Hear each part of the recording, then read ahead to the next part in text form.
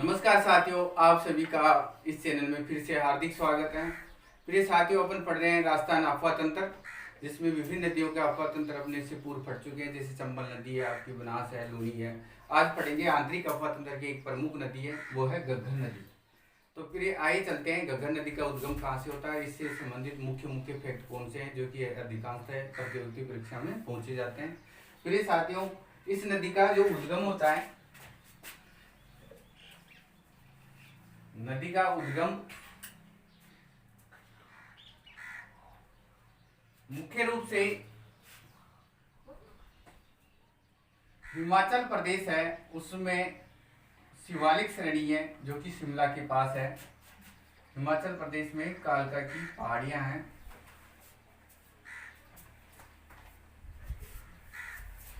जो कि शिमला के पास शिवालिक श्रेणी शिवालिक श्रेणियों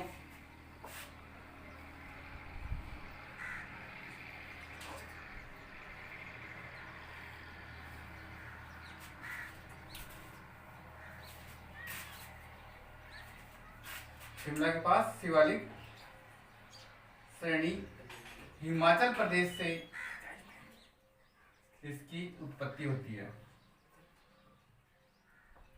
तो विद्यार्थियों, आइए चलते हैं। ये राजस्थान का मैप है अपना, इस प्रकार है राजस्थान है।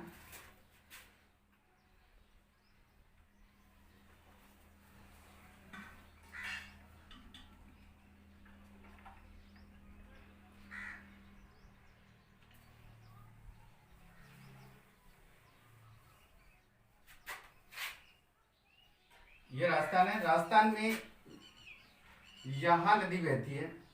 तो ये आपका हिमाचल प्रदेश है, शिवालिक श्रेणी है, हिमालय द शिवालिक श्रेणी।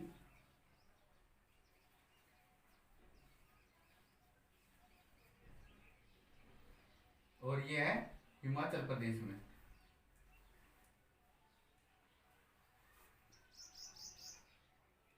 हिमाचल प्रदेश में एक कालका की पहाड़ियां हैं, कालका माता का मंदिर है। कालका की पहाड़ियों से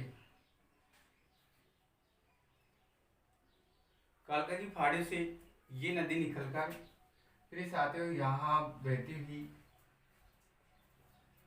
ये आपकी हिमाचल प्रदेश से चलती हुई आगे अंबाला से पटियाला, पटियाला से हिसार, हिसार से होती हुई फिर छात्रों ये राजस्थान में प्रवेश करती है। ये राजस्थान में इस प्रकार ये नदी है, ये राजस्थान में प्रवेश करती है। जो राजस्थान में जहां से प्रवेश करती है वो साथियों ये जो क्षेत्र है वो हनुमानगढ़ का क्षेत्र है। और हनुमानगढ़ में एक तहसील का नाम है टिब्बी। टिब्बी तहसील से प्रवेश करती है। टिब्बी तहसील से प्रवेश करती है। टिब्बी तहसील में एक गांव है और उसका नाम है तलवाड़ा। तलवाड़ा गांव से प्रवेश करती है, अर्थात टिब्बी तहसील के तलवाड़ा गांव में ये प्रवेश करती है। और तलवाड़ा एक झील है, ये झील भी है तलवाड़ा, जो कि यहीं स्थित है। तो तलवाड़ा से ये नदी यहाँ तक प्रवेश करती है टिब्बी तहसील में। फिर आगे ये नदी बहती हुई आगे यूं चली जाती है। लेकिन ये नदी यहाँ तलवाड़ा से आकर और आगे आ जाती है बटनेर। बटनेर है वो हनुमानगढ़ में है। बटनेर जो कि हनुमानगढ़ में है। हनुमानगढ़ में अथा बटनेर में आकर ये विलुप्त हो जाती है। प्रिय साथियों, जब कालका की पहाड़ियों में घनघोर वर्षा होती है, जब वर्षा होती है तो ये आगे चली जाती है सूरतगढ़। सूरतगढ़ में चली जाती है, अतः ये गंगानगर पहुंच जाती है। सूरतगढ़ में जाने के बाद फिर गंगानगर में बहती हुई और फिर ये साथियों ये चली जाती है आगे बहावलपुर, बहावलपुर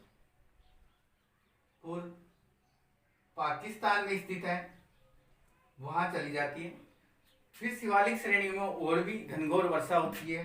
फिर ये साथियों, जब वर्षा होती है तो पहले ये आती है टिब्बी, टिब्बी से फिर बटनेर, बटनेर से सूरतगढ़, सूरतगढ़ को गंगानगर को पार करती हुई, गंगानगर हनुमानगढ़ को पार, हनुमानगढ़ गंगानगर को पार करती हुई चली जाती है बहावलपुर तक, तब पाकिस्तान की। फिर इससे अधिक वर्षा होने पर यहाँ बाढ़ की स्थिति पैदा हो जाती है। और फोर्ट अब्बास, एक फोर्ट स्थान है पाकिस्तान का, फोर्ट अब्बास तक ये क्या चली जाती है, पहुंच जाती है। और फोर्ट अब्बास पाकिस्तान में बाढ़ आ जाती है, इसलिए इसे पाकिस्तान की चौक भी कहा जाता है।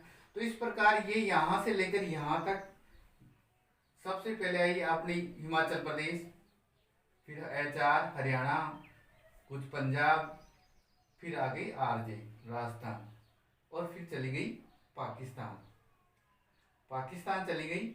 इस प्रकार ये नदी एक अंतर्राष्ट्रीय स्तर की नदी है, आंतरिक अफवाह क्षेत्र की, राजस्थान की एकमात्र आंतरिक अफवाह क्षेत्र की दृष्टि से अंतर्राष्ट्रीय नदी, वो अंतर्राष्ट्रीय नदी आती है गगन नदी। आइए साथियों, इस नदी की कुछ उपनाम है। इस नदी के उपनाम है वो इस प्रकार है। उपनाम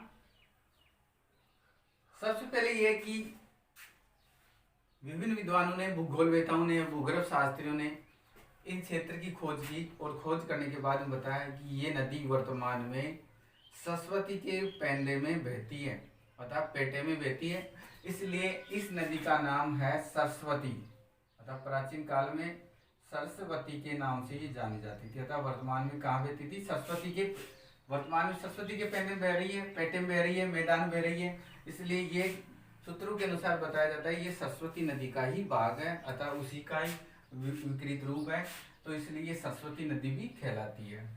इसी प्रकार इसके अन्य नाम हैं।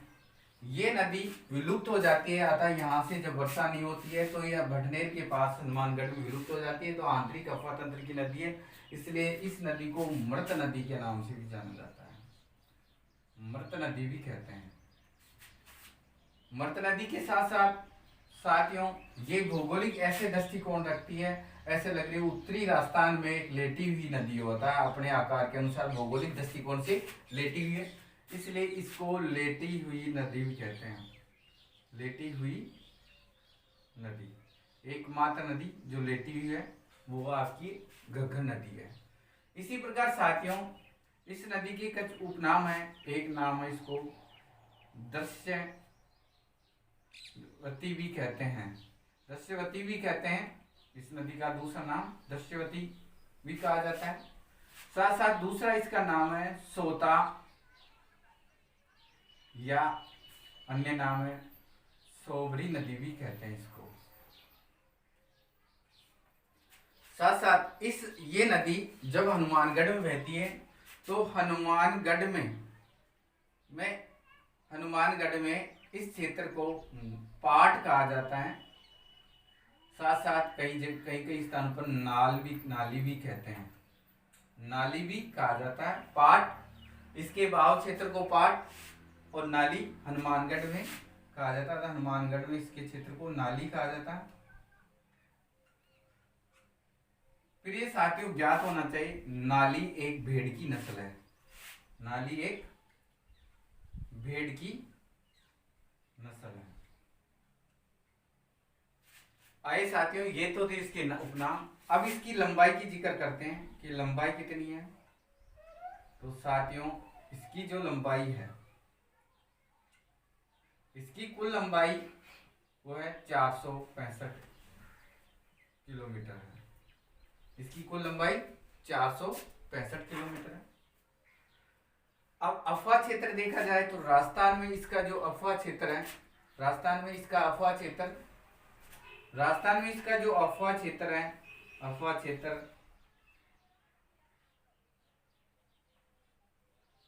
क्षेत्र राजस्थान में, प्रिय साथियों ये गंगानगर हनुमानगढ़ में प्रवेश करती है। तो एक तो हनुमानगढ़ हो गया अफवाह क्षेत्र, दूसरा इसका क्षेत्र हो गया राजस्थान में श्री गंगानगर। हनुमानगढ़ और गंगानगर में ये बहती है।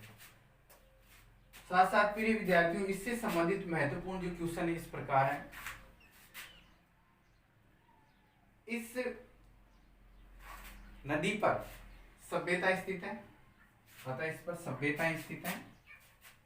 सभ्यताएं स्थित है, वो सभ्यता इस प्रकार है, बताता हूं आपको। एक सभ्यता है कालीबंगा, कालीबंगा सभ्यता स्थित है। दूसरी जो सभ्यता है साथियों वो है पीलीबंगा,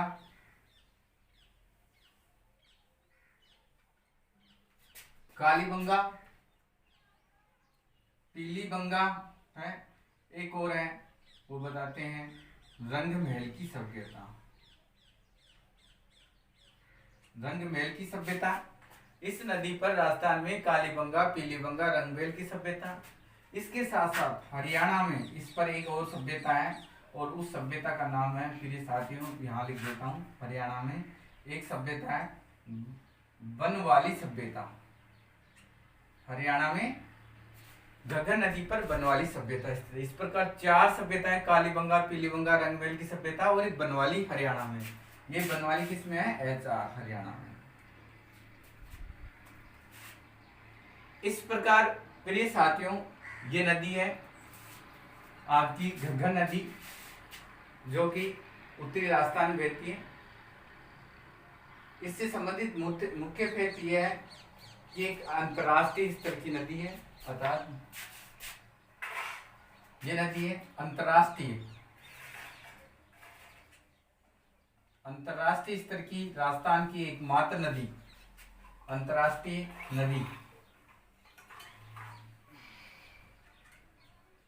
अंतर्राष्ट्रीय नदी है। साथ साथ राजस्थान की सबसे